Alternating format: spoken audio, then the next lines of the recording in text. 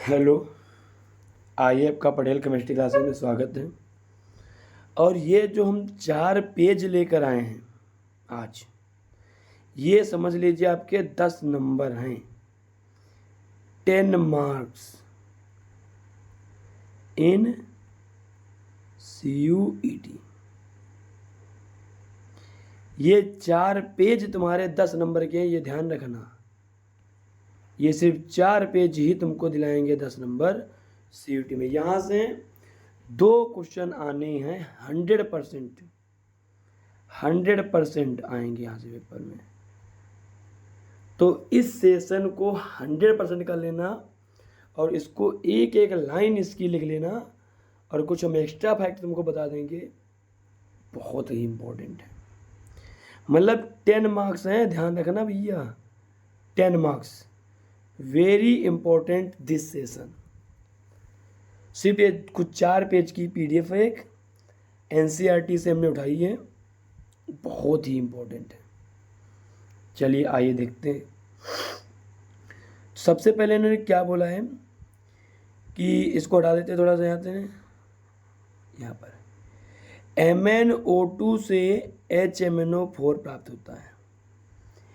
MnO2 manganese oxide है तुम्हारा यहाँ पर, और यहाँ पर HMnO4 क्या है, परमैग्निक एसिड है। तो ध्यान रखना इस चीज़ को, ये लाइन को तुमसे पेपर में पूछा क्या जाएगा कि परमैग्निक एसिड किससे प्राप्त होता है, या मैग्नीज के किस ऑक्साइड से बनाया जाता है। तो परमैग्निक, दिस इज अ परमैग्निक एसिड, ये भैया परमैग्निक एसिड है, ये ध्यान रखना। ये जो हम आपको बता रहे हैं, ये एक्चुअल में परमैग्निक एसिड है, ये परमैग्निक एसिड। और तुमसे पेपर में पूछा जाएगा कि परमैग्निक एसिड को मैग्नीज के किस ऑक्साइड से प्राप्त करते हैं, तो Mn2O7 से प्राप्त करते हैं। यहाँ पर Mn2O7 में मैग्नीज की ऑक्सीजन संख्या +7 है, और परमैग्निक एसिड में भी मैग्नीज की ऑक्सीजन संख्या कितनी है, +7 है। दूसरी लाइन क्या बोलेंगे, दूसरी लाइन पे आज ये चर्चा कर लेते हैं यहाँ पर। तो इसको ध्यान रखना, पेपर के लिए बहुत इंपॉर्टेंट। आइए दूसरी लाइन देख लेते हैं।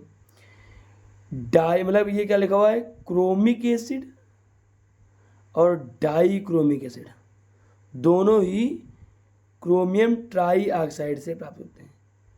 तुमसे पेपर में पूछा क्या जाएगा, ध्यान देना जरा। M2O7 से बन रहा तुम्हारा कौन सा, HMnO4 बन रहा, मैग्निक एसिड, परमैग्निक एसिड। और यहाँ पर CrO3, क्रोमियम ट्राई ऑक्साइड से कौन कौन से एसिड बन रहे हैं, क्रोमिक एसिड H2CrO4 और H2Cr2O7। एसिड का नाम पता होगा, इस एसिड को हम बोलते हैं chromic acid, chromic acid, chromic अम्ल। और इसको बोलते हैं हम डाईक्रोमिक अम्ल कहते हैं इसको,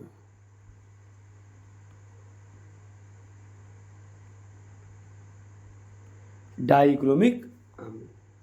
और ये तो भैया आपको पता ही होगा, HMnO4 है पर मैग्निक अम्ल है।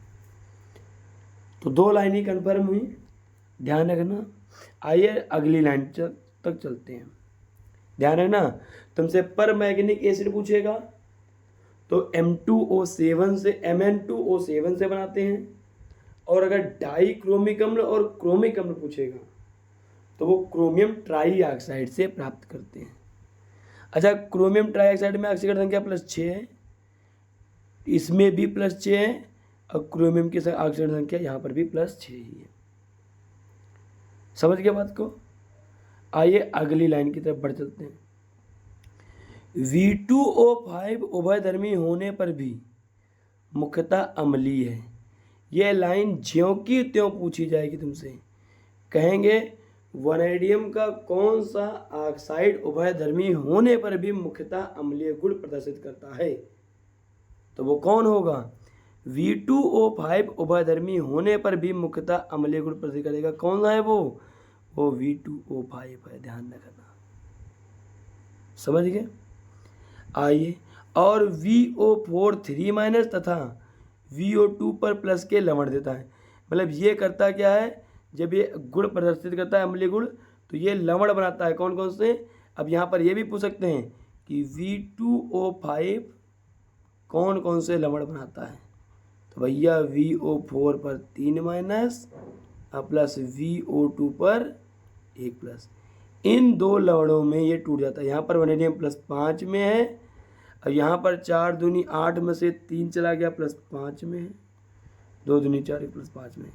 ये दो प्रकार के लवणों का ये क्या कर रहा है? निर्माण कर रहा है। तो सिंपल सी लाइन क्या पूछेंगे यहाँ पर, ये भी जान लीजिए। वनैडियम पेंटाऑक्साइड उभयधर्मी होने पर भी मुख्यतः अम्लीय है। कैसा है? एसिडिक है। और VO4 3- तथा VO2+ के लवण देता है। पेपर में पूछेंगे क्या तुमसे, वनैडियम पेंटाऑक्साइड कौन कौन से लवण देता है, या किस किस आयन के लवण देता है? तो VO4 3- तथा VO2+ के लवण देता है। आइए अगली लाइन देखते भाई। अगली लाइन उससे भी डेंजर है। वनैडियम के, अब इसको सब मिटा देना है, इसको लिख लेना आप लोग हैं। लीजिए, हम सब मिटा दे रहे हैं।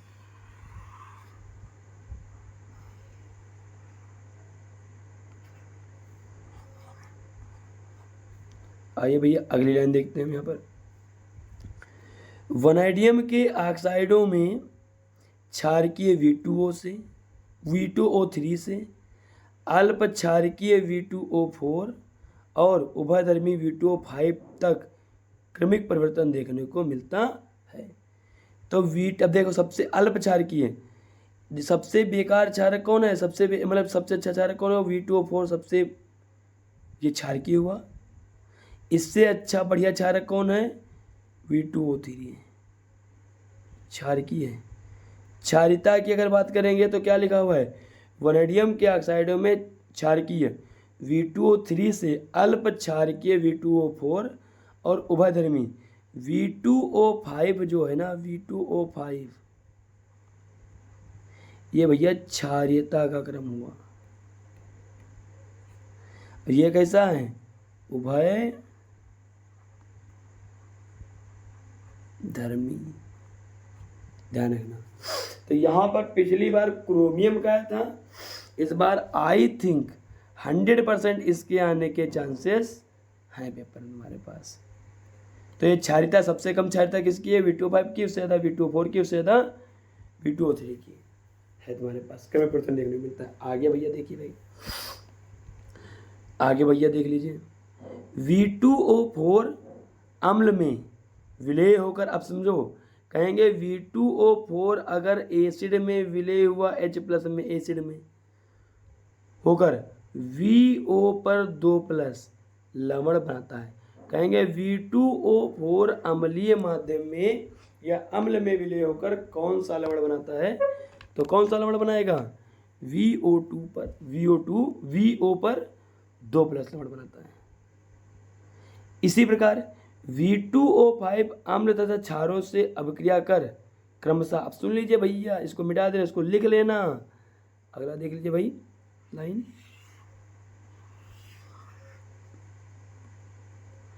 इन्होंने क्या बोला है कि V2O5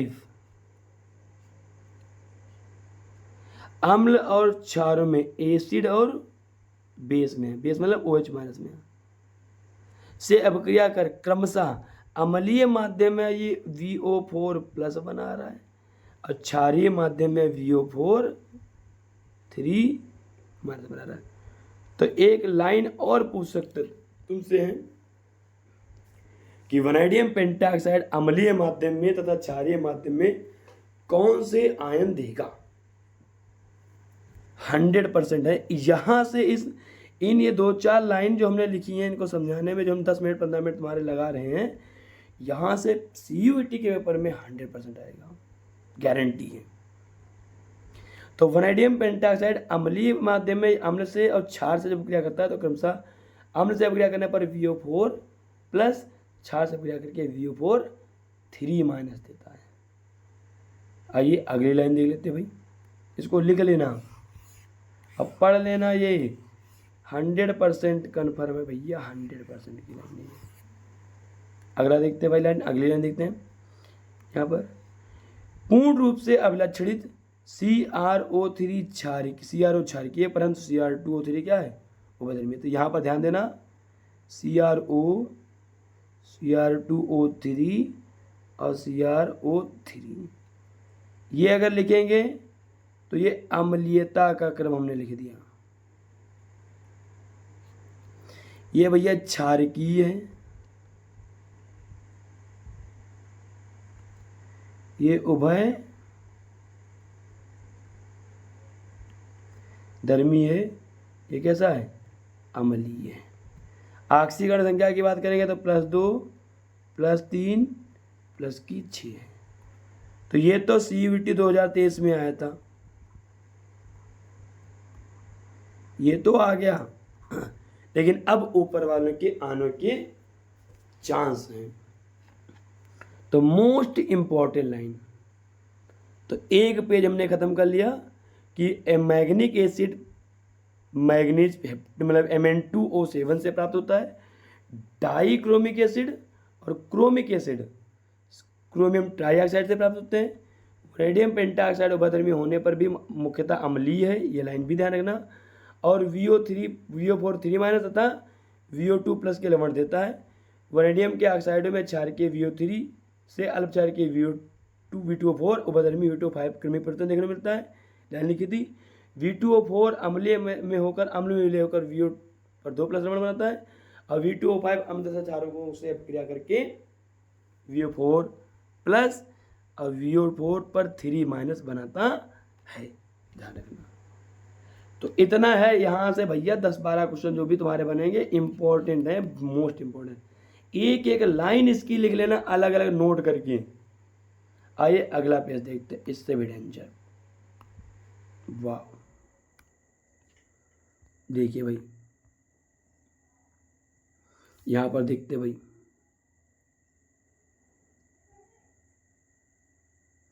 एक एक लाइन देखते चलते पढ़ते चलते, फिर हम आगे बात करेंगे यहाँ पर, ठीक है। सबसे पहले उन्होंने क्या बोला है, इन्होंने बोल दिया है कि डाइक्रोमेट, क्या चीज बोल दी भैया इन्होंने, डाइक्रोमेट। ये कहां से आ गया भाई, डाइक्रोमेट चर्म उद्योग के लिए महत्वपूर्ण रसायन है। इसका उपयोग इसका उपयोग कई एजो यौगिकों के बनाने में ऑक्सीकारक के रूप में किया जाता है। एजो यौगिक का मतलब जब इस प्रकार से बना होगा तो वो एजो कंपाउंड होगा। डाइक्रोमेट को सामान्यतः क्रोमेट से बनाया जाता है। भैया ध्यान रखना, डाइक्रोमेट, और क्रोमेट क्या होता है, CrO4 पर 2-, इससे डाइक्रोमेट बनाया जा रहा है Cr2O7 पर 2-। सबसे इंपॉर्टेंट लाइन होगी भैया कि डाइक्रोमेट को किससे बना रहे हैं, हमें क्रोमेट से बनाया जाता है। अब यहां पर है क्या, अब एक दूसरी विधि है, ये तो हो गया। आगे देखिए भाई, यहां क्या पूछा गया है, आगे क्या बोला उन्होंने, क्रोमाइट अयस्क को, ये है क्रोमाइट अयस्क एफिड Cr2O4 को जब वायु की उपस्थिति में सोडियम या फिर किसके, पोटेशियम कार्बोनेट के साथ संगलित, सोडियम कार्बोनेट मतलब Na2CO3 और पोटेशियम कार्बोनेट का मतलब होता है K2CO3 के साथ इसको गलाया, संगलित का मतलब पिघलाया गया है, तो क्रोमेट प्राप्त होता है। क्रोमेट प्राप्त होता है। क्रोमाइट की सोडियम बाइकार्बोनेट सब नीचे दी गई, ये देखो क्रोमाइट है। अब ये रिएक्शन आई थी, हम बार बार बोल रहे हैं, जितनी लाइन हम बोल रहे हैं इन लाइनों को आप याद करके चले जाइए, पेपर में इसी में से आएगा। ये रिएक्शन CUET 2023 के पेपर में आ चुकी है। तो यहाँ पर क्या था, यहाँ पर बैलेंसिंग के लिए पूछा था इन्होंने, इसकी संख्या पूछी थी ये। तो क्रोमाइट अयस्क है 4FeCr2O4 प्लस 8Na2CO3। यहाँ पर सोडियम कार्बोनेट है या हम पोटेशियम कार्बोनेट भी ले सकते थे। Plus 7H2O gives out 8Na2CrO4 plus 2Fe2O3 plus 8CO2। यहाँ पर इनकी बैलेंसी जरूर ध्यान रखना, ये सोडियम क्रोमेट बना है, ये फेरिक ऑक्साइड बना है और ये 8CO2 carbon die oxide gas है। तो ये रिएक्शन इतनी ज़्यादा इंपॉर्टेंट है, इतनी ज़्यादा इंपॉर्टेंट है कि पेपर में आई ही थी। आगे क्या बोला, तो अब यहाँ पर भैया क्रोमेट प्राप्त हो गया, सोडियम क्रोमेट। सोडियम क्रोमेट के पीले विलेन को, ध्यान रखना सोडियम क्रोमेट का विलेन कैसा है, पीले विलेन को छानकर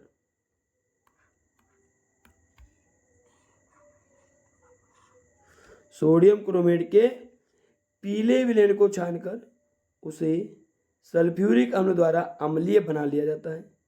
अब सोडियम क्रोमेट का जो विलेन बना, इसको छान के रे अम्लतन सल्फ्यूरिक अम्ल उसमें हमने डाल दिया, तो वो क्या बन गया, अम्लीय विलेन हमने बना दिया, जिसमें नारंगी सोडियम डाइक्रोमेट ये बना।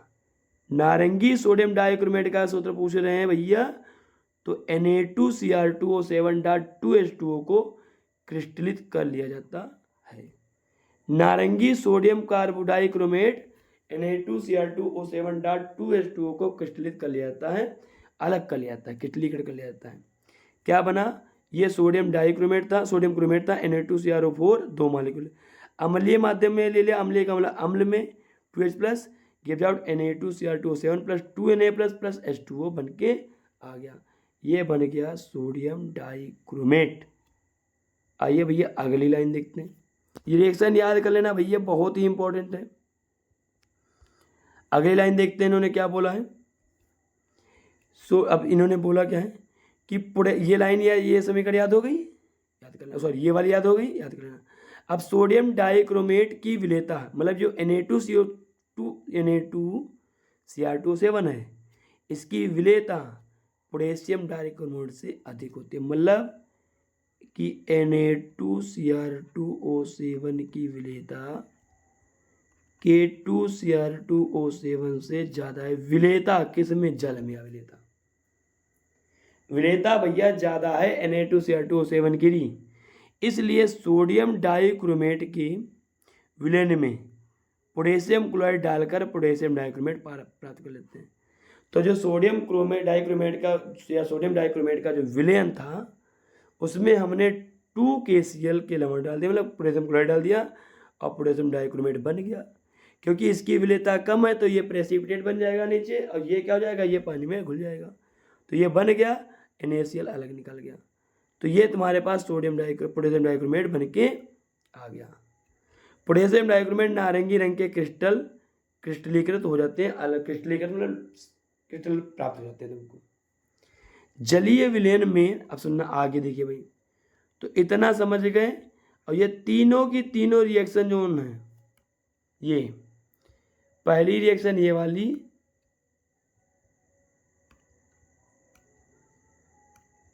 ये वाली,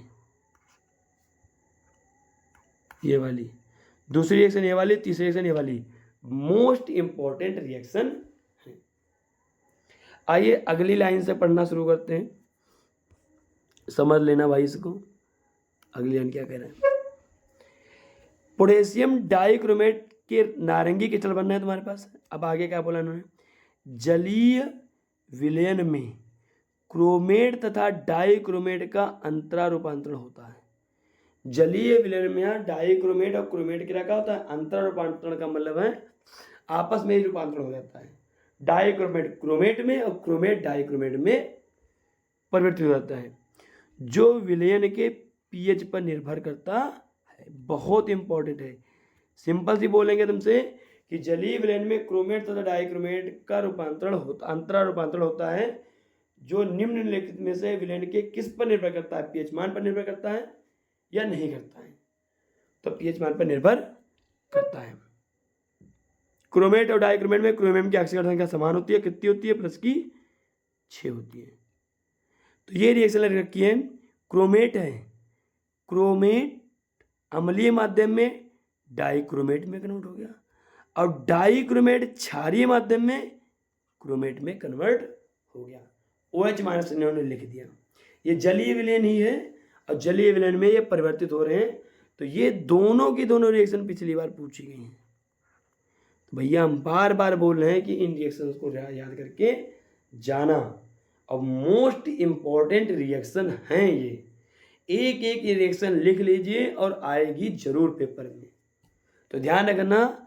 और यहाँ पर ऑक्सीकरण संख्या में कोई भी चेंज नहीं हो रहा है, कोई भी परिवर्तन नहीं हो रहा। तो ये रेडॉक्स रिएक्शन या फिर ऑक्सीडेशन रिएक्शन या फिर रिडक्शन रिएक्शन कोई है ही नहीं, क्योंकि यहाँ पर ऑक्सीडेशन में परिवर्तन हो ही नहीं रहा है। बस यह ध्यान रखना कि क्रोमेट जो है वो अम्लीय माध्यम में H+ लिखा हुआ है डाइक्रोमेट में, और डाइक्रोमेट बेसिक मीडियम में या क्रोमेट में कन्वर्ट हो रहा है, परिवर्तित हो जा रहा है। आइए भैया अगली लाइन से बात करते हैं हम आपकी। क्रोमेट और डाइक्रोमेट आयन की संरचना नीचे दी गई है। भैया संरचना दे दी गई तुमको, ये देख लो, ये दी गई है तुमको क्रोमेट आयन और डाइक्रोमेट आयन की, नीचे दी गई। क्रोमेट आयन चतुष्फलकीय, भैया ये चतुष्फलकीय है, ये चतुष्फलकीय है। जबकि डाइक्रोमेट आयन में दो चतुष्फलकों के शीर्ष आपस में, अगर हम इसको थोड़ी देर के लिए बंद कर दें, ये वाली चीज, इतनी चीज की, तो चतुष्फलकीय ही है, टेट्राहेड्रल ही है।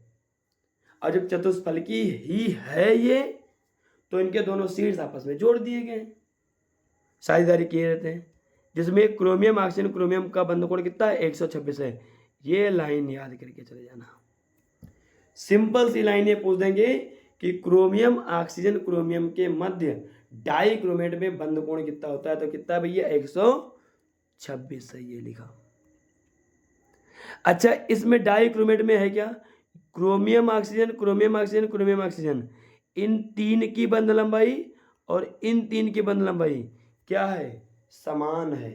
तो डाइक्रोमेट में होता क्या है, 6 क्रोमियम ऑक्सीजन बंध की बंध लंबाई समान होती है, और एक क्रोमियम ऑक्सीजन क्रोमियम बंध के बीच बंध होता है, जिसका बंध कोण कितना होता है, 126 अंश का होता है। अब क्रोमेट आयन में भैया ये चारों के चारों जो बॉन्ड हैं, ये चारों के चारों इक्वल हैं, अर्थात समान है। तो क्रोमेट में क्रोमियम ऑक्सीजन के मध्य चारों बॉन्ड समान है, और डाइक्रोमेट में क्रोमियम ऑक्सीजन के बीच में कितने बॉन्ड समान है, 6 बॉन्ड समान है। बॉन्ड लेंथ कितनी है, 163 पिकोमीटर, और ये क्रोमियम ऑक्सीजन बीच में जो बीच में फंसा हुआ है, इसकी कितनी है, यहाँ पर 179 पिकोमीटर, ध्यान रखना 179 पिकोमीटर है। आइए अगली लाइन की तरफ बढ़ चलते हैं। क्या कह रहे हैं, यहाँ ध्यान देना जरा। सोडियम तथा पोटेशियम डाइक्रोमेट प्रबल ऑक्सीकारक की तरह ऑक्सीकरण अभिकर्मक का कार्य करते हैं। लाइन इंपॉर्टेंट है, प्रबल ऑक्सीकारक की तरह कार्य करेंगे। सोडियम लवण की विलेयता जल में विलेयता अधिक होती है, बोला था अभी पहले हमने, तथा यह कार्बनिक रसायन में ऑक्सीकरण अभिकर्मक के रूप में अत्यधिक प्रयुक्त किया जाता है। तो इसलिए सोडियम डाइक्रोमेट को अत्यधिक, सोडियम लवण को ज़्यादातर प्रयोग करते हैं। पोटेशियम डाइक्रोमेट का उपयोग यहाँ पर कहाँ पर किया जाता है, पोटेशियम डाइक्रोमेट का उपयोग हम कहाँ करते हैं, पोटेशियम डाइक्रोमेट का उपयोग हम आयतनमितीय विश्लेषण में प्राथमिक मानक के रूप में किया जाता है। ये भी लाइन इंपॉर्टेंट है कि आयतनीय विश्लेषण में प्राथमिक मानक के रूप में किस का प्रयोग करते हैं, तो पोटेशियम पर मैग्नेट पोटेशियम डाइक्रोमेट अर्थात K2Cr2O7 का प्रयोग करते हैं। आइए अगली लाइन देखते हैं, इंपॉर्टेंट है। अम्लीय माध्यम में, ये देख लीजिए भैया, अम्लीय माध्यम में, अम्लीय माध्यम में, यहां से अम्लीय माध्यम में, अम्लीय माध्यम में डाइक्रोमेट ऑक्सीकरण अभिक्रिया निम्नलिखित दी गई है, ये दे दी गई अम्लीय माध्यम में डाइक्रोमेट की। तो अम्लीय माध्यम में Cr2O7 2 - 14H+ + 6 इलेक्ट्रॉन, तो ये 6 इलेक्ट्रॉन का मतलब n फैक्टर कितना हो गया भैया, 6 हुआ। तो अगर यहाँ पर अम्लीय माध्यम में तुमसे यहाँ पर क्या पूछ दिया जाए, अम्लीय माध्यम में अगर यहाँ पर तुमसे इक्विवेलेंट वेट अर्थात तुल्यांकी भार पूछ दें, तो K2Cr2O7 का अणुभार बटे कितना, 6 हो जाएगा, अणुभार बटे 6। काहे के लिए, जो भी n फैक्टर होगा हम वही संख्या यहाँ पर देंगे। कोई भी अलवड़ जितने इलेक्ट्रॉन गेन कर रहा है या जितने इलेक्ट्रॉन त्याग रहा है वह उसकी ऑक्सीकरण वह उसका क्या होता है, n फैक्टर होता है। और अगर तुल्यांकी भार निकालना है तो अणुभार को K2 से R2O7 के अणुभार को 6 से भाग कर देंगे। ध्यान रखना इस चीज को, ठीक है भाई। आगे हम बात कर लेते हैं। अब ये रिएक्शन है और ये वाली रिएक्शन इंपॉर्टेंट है, 6-4 के चारों इंपॉर्टेंट रिएक्शन है। इनको ज्यों की त्यों याद करके चले जाना भैया, ज्यों की त्यों। आइए देखते हैं क्या है यहाँ पर क्या बोला है, अम्लीय पोटेशियम डाइक्रोमेट, ये आयोडाइड का ऑक्सीकरण आयोडीन में, आयोडाइड मतलब I- का ये I2 में ऑक्सीकरण कर रहे हैं। कौन से माध्यम में, अब देख लो भैया, डाइक्रोमेट अम्लीय माध्यम में खुद किस में जा रहा है, Cr3+ में। डाइक्रोमेट अम्लीय माध्यम में क्रोमियम 3+ में अपचयित हो रहा है। और आयोडाइड को किस में ऑक्सीकरण कर रहा है, यहाँ पर आयोडाइड को ये आयोडीन में ऑक्सीकरण कर रहा है। हाइड्रोजन सल्फाइड H2S को किस में ऑक्सीकरण कर रहा है, सल्फर में। Sn2+ को किस में कर रहा है, ये Sn4+ में, और Fe2+ को किस में कर रहा है, ये Fe3+ में। ये रिएक्शन बैलेंस लिखी हुई है और इन दोनों को अगर लिखना चाहें तो इसमें जोड़ के लिख सकते हैं, कोई दिक्कत वाली बात नहीं, जोड़ देंगे यहाँ पर। लेकिन पेपर में पूछा क्या जाएगा, ध्यान रखना, इस पर क्वेश्चन आते भी हैं। यही पूछ देंगे तुमसे कि पोटेशियम डाइक्रोमेट अम्लीय माध्यम में आयोडाइड से क्या बनता है। तो डाइक्रोमेट स्वयं Cr3+ में अपचयित हो रहा है। अब आयोडाइड को आयोडीन में, हाइड्रोजन सल्फाइड को सल्फर में, स्टेनस मतलब 18 सेकेंड को 18/4 में, और Fe सेकेंड को Fe3 में, आयरन 3 में ऑक्सीकृत कर देता है। तो ये इंपॉर्टेंट समीकरण है, हम बार बार बोल रहे हैं, यहाँ से पेपर में 100% आएगा और कम से कम 2 क्वेश्चन आएंगे यहाँ से। तो ये एक एक लाइन आप लिख लेना इनकी, मोस्ट इंपॉर्टेंट, ठीक है भाई। तो ये जो भी रिएक्शन हमने लोग बताई है एक एक पेज पर लिख लीजिए, और ये 100% इन 4 पेज से तुम्हारे 10 नंबर का आएगा। अर्थात 2 क्वेश्चन 100% आएंगे, 100% आएंगे।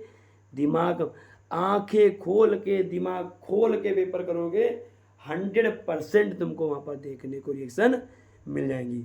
आयोडीन का किस में, आयोडाइड का किस में ऑक्सीकरण हो रहा, आयोडीन में, अम्लीय माध्यम में। ध्यान रखना, ये अम्लीय माध्यम में हो रहा है। H2S का किस में, सल्फर में। Sn2+ का किस में, Sn4+ में। Fe2+ का किस में, Fe3+ में। अगर यहाँ पर ये ना देकर कुछ और दे दें, तुमसे क्या चीज दे दें, और वो बाई चांस कुछ ये दे दें इस प्रकार से। अब अम्लीय माध्यम में रिएक्शन समझ लीजिए भाई, यहाँ देख लीजिए भाई कि अम्लीय माध्यम में रिएक्शन बता रहे हैं, NO2 जो माइनस है ये NO3- में चला जाएगा। SO3 में सल्फाइड है, ये सल्फेट में ऑक्सीकरण हो जाएगा, 2- सॉरी, सल्फाइड सल्फेट में, नाइट्राइट नाइट्रेट में, और ऑक्सैलेटो C2O4 2- ये CO2 में ऑक्सीकृत हो जाएंगे। तो ये भी इंपॉर्टेंट ही है तुम्हारे लिए। अम्लीय माध्यम में 4 वो और 2 ये, 4 वो 3 ये, सॉरी 6, 4 3 7 रिएक्शन। ये इतनी ज़्यादा इंपॉर्टेंट हैं कि पेपर में इनके आने के चांसेस इतने ज़्यादा हैं कि बहुत नंबर देकर जाएंगे तुमको। तो ध्यान रखना, ये कौन से मीडियम की बात करें, अम्लीय माध्यम में ऑक्सीकरण की बात कर रहे हैं हमें। और जब बता ही दें यहाँ पर थोड़ा सा, आयोडीन सॉरी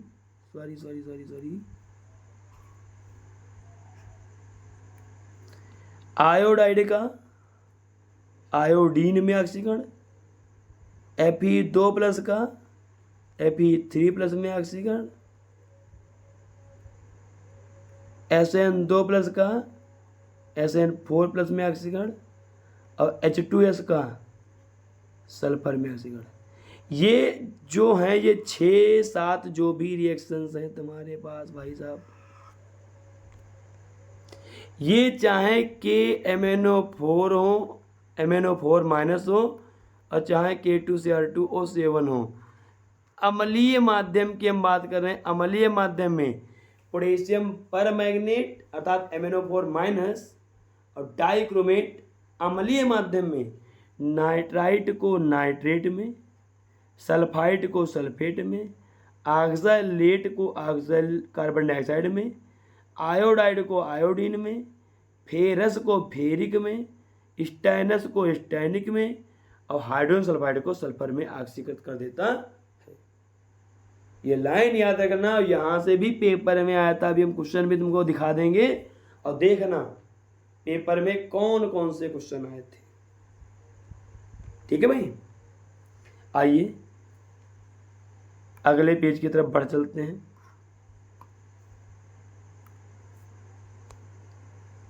वाह, ये दे दिया गया तुमको। संपूर्ण आयनिक अपक्रिया को पोटेशियम डाइक्रोमेट की ऑक्सीकरण अर्ध अपक्रिया तथा अपचायकों की अपचयन अर्ध अपक्रिया को जोड़कर प्राप्त किया जाता है। इस प्रकार लिखते हैं।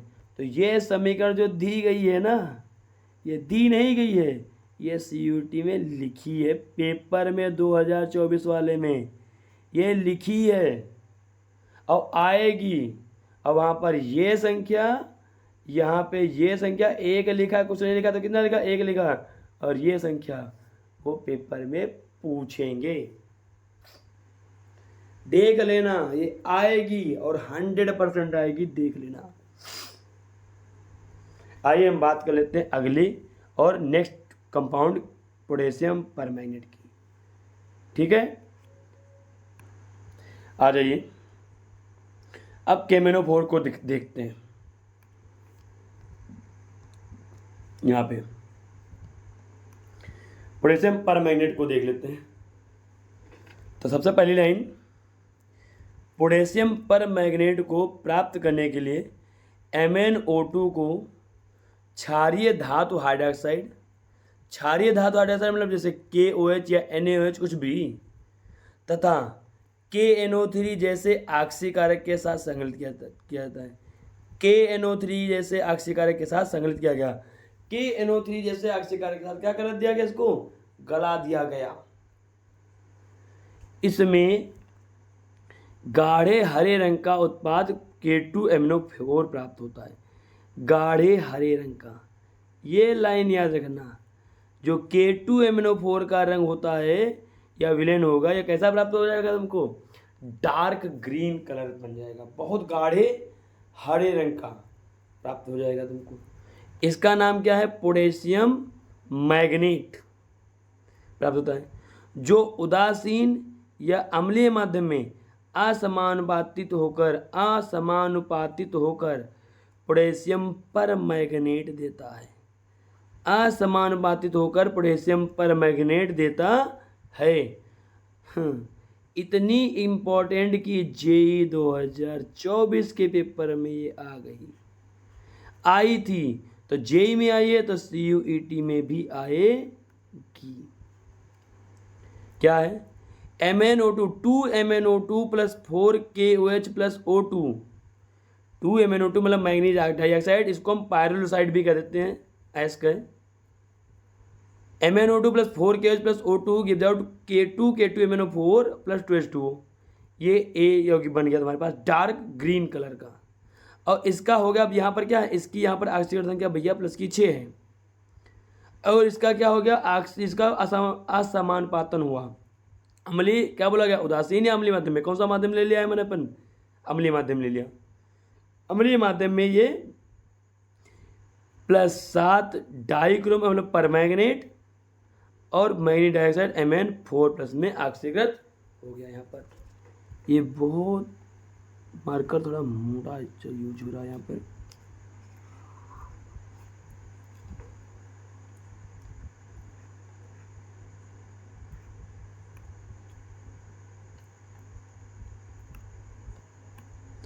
यहाँ देख लीजिए भाई,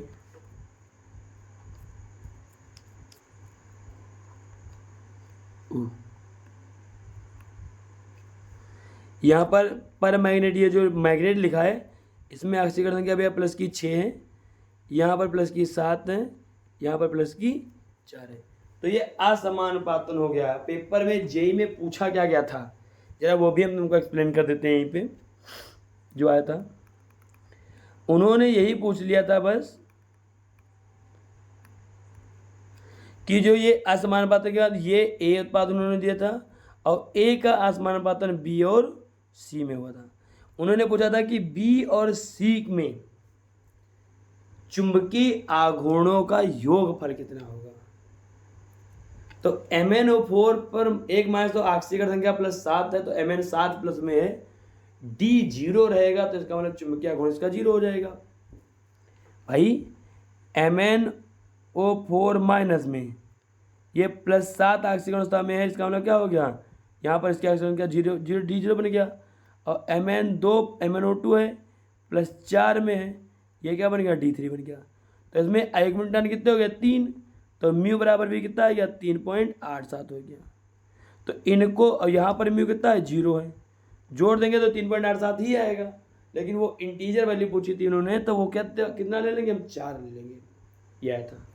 तो समझ लीजिए भैया कि इस पेज से तुम्हारे पास भी पेपर में आने के चांसेस ही नहीं बल्कि आएगा ही पेपर में। आइए भाई, तो ये रिएक्शन है कि MnO2 plus 4KOH plus O2 gives out 2K2MnO4 plus 2H2 बना। अम्लीय माध्यम में मैग्नेट, परमैग्नेट और मैग्नीज डाइऑक्साइड में अपचयित और ऑक्सीकृत हो गया, अर्थात क्या हुआ, असमानुपातन अभिक्रिया हुई है। असमानुपातन अभिक्रिया क्या होती है, जिसमें ऑक्सीकरण और अपचयन दोनों होता है और एक ही तत्व का होता है, ये ध्यान रखना। आइए भैया अगली लाइन देख लेते हैं यहाँ की। औद्योगिक स्तर पर इसका उत्पादन MnO2 के क्षारकीय ऑक्सीकरण संकलन के पश्चात Mn6 प्लस से के वैद्युत अपघटनीय ऑक्सीकरण द्वारा किया जाता है। ये भी आया है पेपर में, ये भी आया पेपर में, ध्यान रखना। तो MnO2 यहाँ क्या ले लें हम, क्षारकीय ऑक्सीकरण द्वारा KOH के साथ संकलन वायु या KNO3 के साथ ऑक्सीकरण कर देंगे। ये लाइन लिखी है, तो पर मैग्नेट आयन बन गया, MnO4 2 माइनस बन गया, और MnO4 2 माइनस मैग्नेट आयन क्षारीय विलयन में वैद्युत अपघटनीय ऑक्सीकरण, वैद्युत अपघटनीय ऑक्सीकरण से क्या बन के आ गया, पर मैग्नेट बन के आ गया। तो यहाँ पर ये 2-3 रिएक्शन हमको दे देंगे और कहेंगे ये रिएक्शन होगी, परमानेंट बनेगा कि नहीं बनेगा, तो वो रिएक्शन पूछेगी कौन सी ऑक्सीकरण प्रक्रिया सही है कौन सी गलत है। तो वहाँ पर देख लेना, ये 3-4 रिएक्शन होंगे, यहाँ पर सही गलत का फैसला हम इन रिएक्शन को देखकर कर लेंगे। और ये रिएक्शन याद कर लेना, लिख लेना इनको। अगर 10 नंबर लाने, 2 क्वेश्चन करने हैं, तो ये 1 घंटे की वीडियो में 2 क्वेश्चन 100% आ गए, 10 नंबर तुम्हारे आ जाएंगे, समझ लीजिए। आइए हम अगली बात कर लेते हैं, अगली लाइन की बात करते हैं। यहाँ पर ये लो भाई, नई लाइन से अगली। प्रयोगशाला में मैग्नीज सेकेंड आयन के लवण, मैग्नीज सेकेंड आयन का लवण है कोई भी, MnCl2 MnO कुछ भी हो सकता है, पर ऑक्सो डाई सल्फेट H2O8 पर 2 माइनस द्वारा ऑक्सीकृत होकर पर मैग्नेट बनाते हैं। 2Mn2 प्लस, ये मैग्नीज सेकेंड आयन हो गया, और ये पराक्सो डाई सल्फेट H2O8 पर 2 माइनस हुआ, plus 8H2O gives out 2MnO4 minus plus 10 sulphate plus 16H plus. ये भी CUET 2024 के पेपर में लिख दी गई है, दे दी गई है, ये समझ लीजिए आप। 100% और 100% किसी ना किसी पेपर में पढ़ी तुमको मिल जाएगी, जिसकी लक अच्छी होगी उसके पेपर में मिल जाएगी। हालांकि सब लोग कर लीजिए इसको। पूछा क्या है फिर जान लीजिए कि मैग्नीज सेकेंड आयन जो है वो पराक्सो डाइसल्फेट के द्वारा ऑक्सीकृत होकर पर मैग्नेट बना रहा, पर मैग्नेट। यहाँ पर वो XYZ देंगे तो पर मैग्नेट Mn2 प्लस यहाँ 2 ले रहे हैं, थायोसल्फेट यहाँ पर पराक्सो डाइसल्फेट यहाँ पर कितने ले रहे हैं, 5 ले रहे हैं, और 8H2O का यूज कर रहे हैं, तब जाके रिएक्शन बन के आ रही है। समझ लेना इस चीज को। याद कर लेना इनको, एक बार नहीं 10 बार लिख के याद कर लेना, ये रिएक्शन आएंगी ही आएंगी। आगे बढ़ते हैं भाई। पोटेशियम पर मैग्नीट गहरे बैंगनी रंग के लगभग काला रंग के क्रिस्टल बनाता है जो KClO4 के साथ समसंरचनात्मक दर्शाते हैं। तुमसे ये भी पूछ दिया जाएगा पोटेशियम पर मैग्नेट का मतलब KMnO4। KMnO4 की जो संरचना होती है वो KClO4 की जो संरचना इनकी है वही संरचना इनकी है। तो सिंपल सी बात है, चतुष्फल की ये भी हैं, चतुष्फल की ये भी हैं। पूछा गया तो बता दिया पर KClO4 की तरह से दर्शाते हैं। यह लवण जल में बहुत विलेय नहीं है। कौन? KMnO बहुत विलेय नहीं है। 293 केल्विन ताप पर 6.4 ग्राम 100 ग्राम जल में घुल जाता है, परंतु 513 केल्विन ताप पर गर्म करने पर अपघटित हो जाता है। इसमें KMnO4, K2MnO4, MnO2 और कौन, यहाँ पर ऑक्सीजन गैस में ये टूट जाएगा, अपघटित हो जाएगा। ये भी इंपॉर्टेंट है कि क्या कहेंगे जब पूछेंगे तुमसे कि पोटेशियम पर मैग्नेट को जब 513 केल्विन पर अपघटित करते हैं तो निम्नलिखित में से कौन कौन से उत्पाद बन के आती हैं।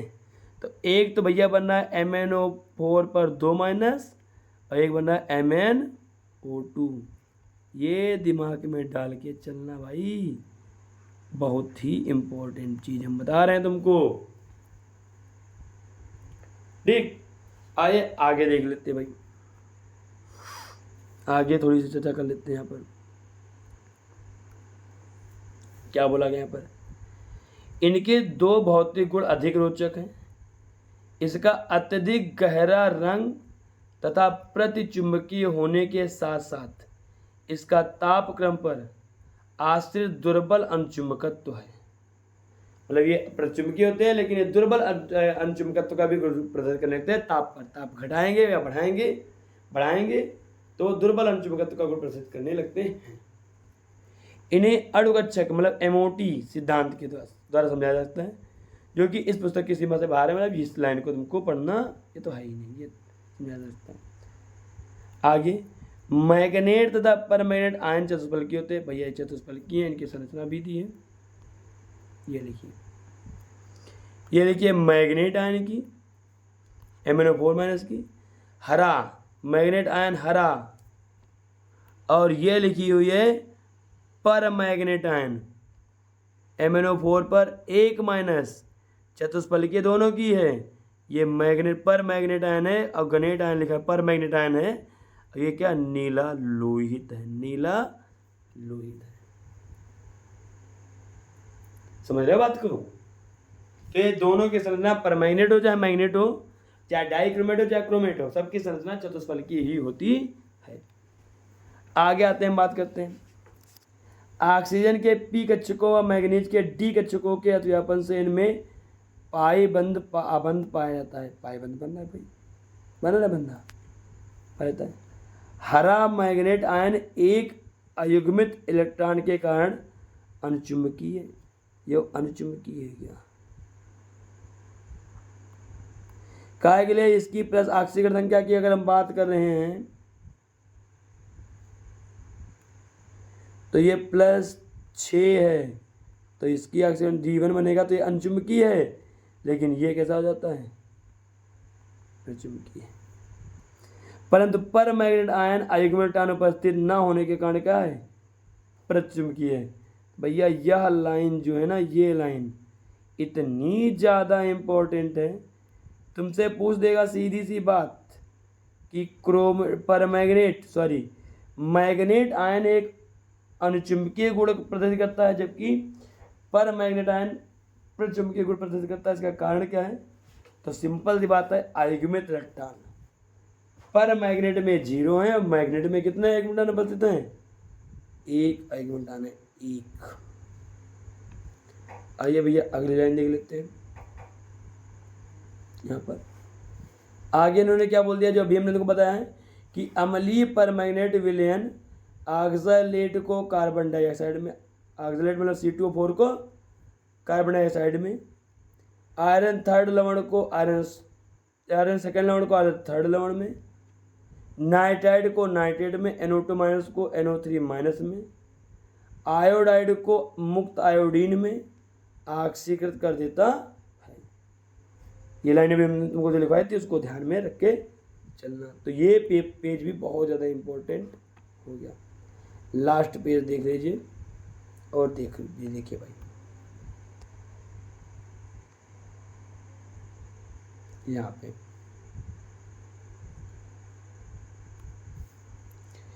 KMnO4 की अर्ध अपक्रिया एवं अपचायकों की अर्ध अपक्रियाओं को जोड़कर संपूर्ण अपक्रिया को लिखा जा सकता है। आवश्यकता अनुसार समीकरण को संतुलित कर लिया जाता है। वो संतुलित कर लेंगे, संतुलित करने के बाद में लिखेंगे इसको। आगे देखते हैं अब इन्होंने क्या बोला है, यहाँ पर ध्यान देना। यदि हम परमैग्नेट की मैग्नीज डाइऑक्साइड तथा मैग्नीज सेकेंड लवणों में अपचयन की अर्ध अपक्रियाओं के समीकरण को निम्न प्रकार प्रदर्शित कर सकते हैं। यहाँ देख लो भाई, परमैग्नेट है, एक डाल लिया मैग्नेट बना। परमैग्नेट है, अम्लीय माध्यम, सुन ले भैया, ये उदासीन माध्यम हो गया तुम्हारे पास। अम्लीय माध्यम में यहाँ पर ये मतलब परमानेंट है, 4H+ लिया तो 3 इलेक्ट्रॉन बने तो MnO2 बन गया, और MnO4 माइनस 8+ है और 5 इलेक्ट्रॉन है तो Mn2+ बन गया। तो यहाँ पर ध्यान देना जरा, एसिडिक मीडियम में न्यूट्रल और दुर्बल क्षारीय माध्यम में, न्यूट्रल का मतलब उदासीन या दुर्बल क्षारीय माध्यम में जो इनके तुल्यांकी भार होते हैं वो 18/5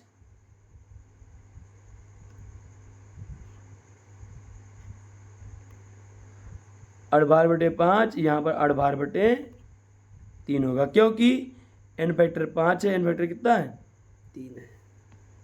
अब प्रबल क्षारीय माध्यम इन्होंने बोल दिया तो अड़भार ही इसका क्या हो जाएगा, तुल्यांकी भार हो जाता है, क्योंकि n फैक्टर कितना हो जाता है 1 हो जाता है। समझ रहे बात को? आइए आगे देखते हैं और ध्यान देना जरा। अम्लीय माध्यम में जो परमैग्नेट है MnO4 माइनस, अम्लीय माध्यम में Mn2+ देगा। दुर्बल क्षारीय या न्यूट्रल का उदासीन माध्यम में यहाँ MnO2 बनाएगा, अब प्रबल क्षारीय माध्यम में MnO4 पर 1 माइनस बनाता है। अगर ये पेपर में आता है तो ध्यान रखना, और ये आएगा भी भैया, ये आएगा भी 100% आएगा। तो के परमैग्नेट अम्लीय माध्यम में Mn2+, क्षारीय या मतलब दुर्बल क्षारीय या उदासीन माध्यम में MnO2, और प्रबल क्षार माध्यम में क्या हो जाएगा MnO4 माइनस में का निर्माण करता है।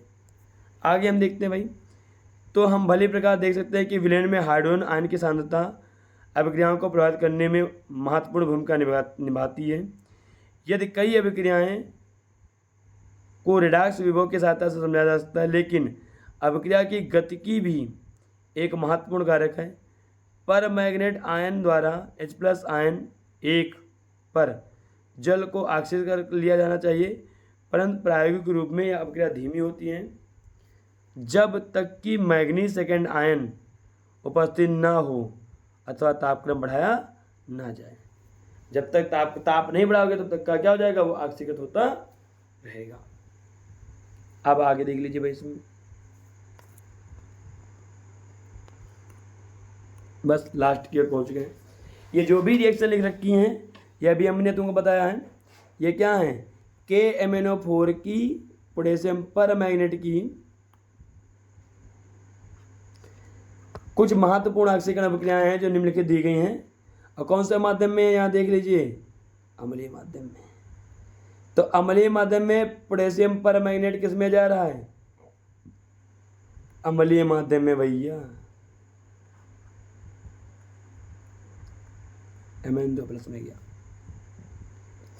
अब करेगा क्या, अभी हमने बताया था आयोडाइड को आयोडीन में, आयोडाइड को आयोडीन में, आयरन सेकेंड को आयरन थर्ड में, हाइड्रोजन सल्फाइड को किस में? सल्फर में।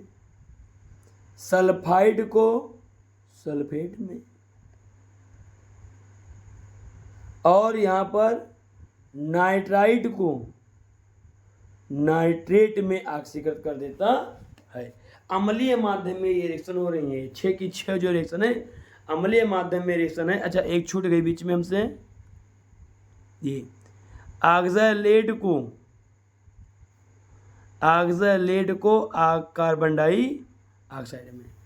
ये 6 की 6 इंपॉर्टेंट रिएक्शन है। और पिछले साल इनमें से सब की सब रिएक्शन आ चुकी हैं।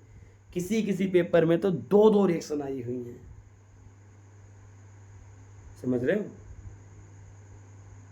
आइए अगला देखते भाई। यहाँ पर अब जो चीज़ हम बताने जा रहे हैं ये तो डेंजरस है। ये लाइन, ये यहाँ से यहाँ तक की ये 3-4 लाइन बहुत ही डेंजरस है भैया, बहुत ही। उदासीन अथवा दुर्बल क्षारीय माध्यम में, अम्लीय माध्यम में वो रिएक्शन हो गई। अगर हम उदासीन या दुर्बल क्षारीय माध्यम में भी आप बात करेंगे तो MnO4- जो पोटेशियम पर मैग्नेट है ये MnO2 में कन्वर्ट हो जाएगा। और आयोडाइड को आयोडेट में। कौन से मीडियम में? उदासीन या दुर्बल क्षारीय माध्यम में आयोडाइड का ऑक्सीकरण किसमें हो जाएगा? आयोडेट में। थायोसल्फेट H2O3 पर 2- इसका सल्फेट में ऑक्सीकरण हो जाएगा। थायोसल्फेट का सल्फेट में ऑक्सीकरण हो गया। और Mn2+ का ऑक्सीकरण क्षारीय माध्यम में MnO2 में हो जाता है। ये लास्ट वाली लाइन लिखिए कि मैग्नीज लवण का MnO2 में ऑक्सीकरण, मैग्नीज लवण का मतलब Mn2+ का ऑक्सीकरण MnO2 में हो जाता है। और यह अभिक्रिया कहाँ पर प्रयोग करी? अभिक्रिया किसके उपस्थिति में होती है? जिंक सल्फेट अथवा जिंक ऑक्साइड की उपस्थिति में अभिक्रिया प्रेरित होती है। जिंक ऑक्साइड अथवा जिंक प्रेरक की उपस्थिति में होती है। ध्यान रखना भाई इसको। लास्ट लाइन है, बहुत इंपॉर्टेंट है। क्षारीय माध्यम की बात हो रही है। क्षारीय माध्यम में आयोडाइड आयोडेट में जाएगा। जबकि हम अम्लीय माध्यम में बात कर लें, देख लीजिए अम्लीय माध्यम में यहाँ पर बात कर लेंगे अम्लीय माध्यम में तो आयोडाइड आयोडीन में कन्वर्ट हो रहा है। पेपर में आई थी रिएक्शन, ध्यान रखना। आइए लास्ट लाइन को जरा हम देख लेते हैं। सिंपल सी बात है। हाइड्रोक्लोरिक अम्ल की उपस्थिति में पोटेशियम परमैंगनेट का अनुमापन असंतोषजनक है। अनुमापन का मतलब हम इसको विश्लेषण नहीं कर सकते हैं, असंतोषजनक है। काहे के लिए? क्योंकि हाइड्रोक्लोरिक अम्ल क्लोरीन में क्या हो जा रहा है? ऑक्सीकृत हो जाता है। क्लोरीन में ऑक्सीकृत हो जाएगा भाई, देख लेना इसको। ठीक है भाई, ये क्लोरीन में ऑक्सीकृत हो जाएगा, क्लोरीन में। इसलिए हम इसका अनुमापन के लिए हाइड्रोक्लोरिक अम्ल का प्रयोग नहीं करते हैं। तो हमने ये करवा दिए। आइए देखते हैं इसके कुछ इंपॉर्टेंट क्वेश्चन जो कुछ CUET प्रीवियस ईयर PYQ हैं, जो PYQ पूछे गए थे। आइए देखते हैं। आइए PYQ देख लेते हैं। जो भी हमने करवाया उसी के PYQ हैं कुछ, ये पेपर में पिछली बार पूछे गए हैं। तो देखिए भाई, पहला क्वेश्चन क्या है? उदासीन माध्यम, अभी लास्ट लाइन उदासीन या दुर्बल क्षारीय माध्यम में MnO4 MnO2 में और I- आयोडेट में ऑक्सीकृत हो जाएगा। कौन सा सही हो गया? तीसरा। आइए क्वेश्चन नंबर 2 देखते हैं। ये लीजिए भाई, यहाँ पर मिलान करना है। वनेडियम 21 वनेडियम 23 होता है, ये D3 बनेगा।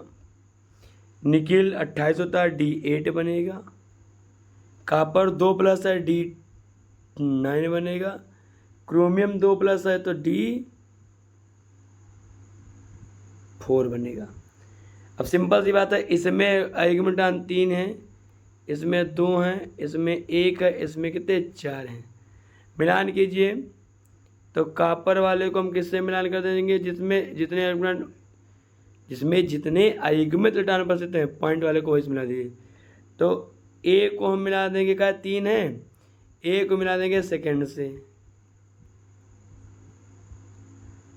बी में 2 हैं, इसको मिला देंगे काय से, फोर्थ से, ए सेकेंड बी फोर्थ, सी को हम काय से मिला देंगे, फर्स्ट से, डी को काय से मिला देंगे हम, थर्ड से। ऑप्शन नंबर 1 इसमें सही हो गया। अभी देख लो क्वेश्चन PYQ। अम्लीय KMnO4 तथा NO2 माइनस की प्रक्रिया देता है। अम्लीय माध्यम में Mn2+ बनता है और NO2 NO3 माइनस में कन्वर्ट हो जाता है। Mn2+ और NO3 माइनस। आइए भैया लो पढ़ो इसको, पहचानो। पर मैग्नेट आयन मतलब MnO4 माइनस अम्लीय माध्यम में सल्फाइड SO3 माइनस के साथ अपक्रिया करके क्या देगा, तो अम्लीय माध्यम में भैया Mn2+ बनेगा, सल्फाइड से सल्फेट बनेगा और क्या बनता है, वाटर बनता है। तो यहाँ पर पूछा क्या इन्होंने कि उत्पाद, सही उत्पाद पहचानिए कौन कौन सी चीज बन के आएगी। Mn2+ बन के आ जाएगा, इसमें कहीं पर ये लिखा है, सल्फेट बन के आ रहा और यहाँ पर 3H2O बन के आ रहा, तो BCE। आइए क्वेश्चन अगला देख लेते हैं भैया।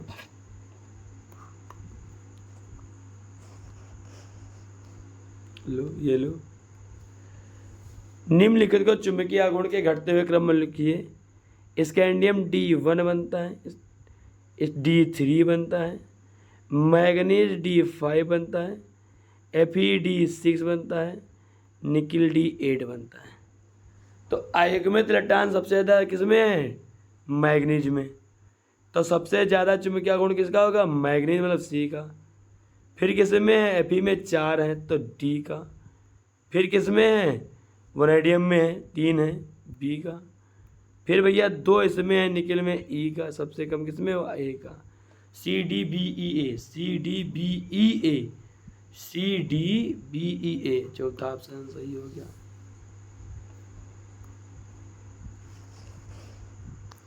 CO2+ का चुंबकीय आघूर्ण कितना होगा, CO2+ परमाणु क्रमांक 27 है, इसका जब बनाएंगे तो D7 ही बन के आएगा। अयुग्मित 3 हो गए तो आंसर कितना आ गया, 3.87। आइए अगला देख लेते भाई।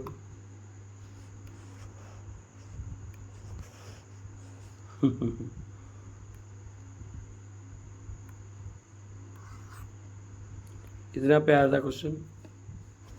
मैग्नीज आयन की परऑक्सीडाइसल्फेट H2O8 पर 2 माइनस।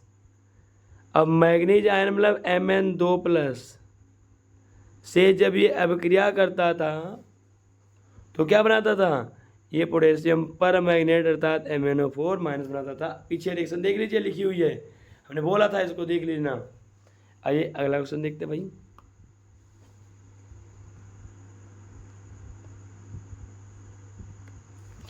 पूछा है कौन से 2 संगमरमर समान इलेक्ट्रॉन दे रहे, इसका बनाएंगे D4 बन के आएगा, इसका बनाएंगे D6 बन के आएगा, इसका बनाएंगे D5 बन के आएगा, इसका बनाएंगे D5, C और D के।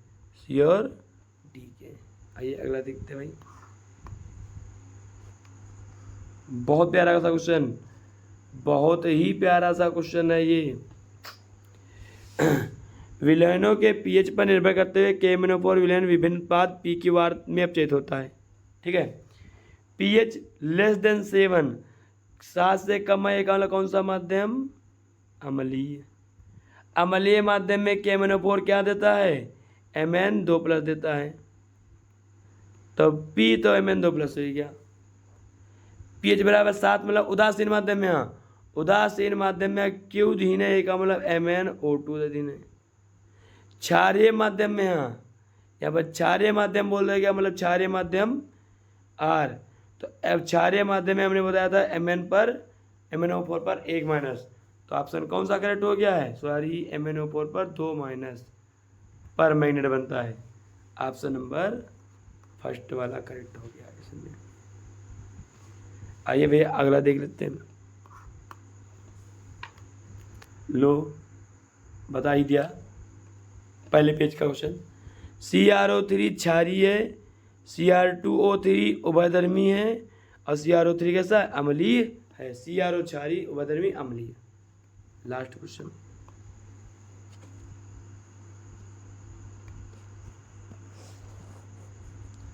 स्कैंडियम की ऑक्सीजन अवस्था होती है, तो सिंपल सी बात है, स्कैंडियम की ऑक्सीजन अवस्था कितनी होती है, +3 होती है।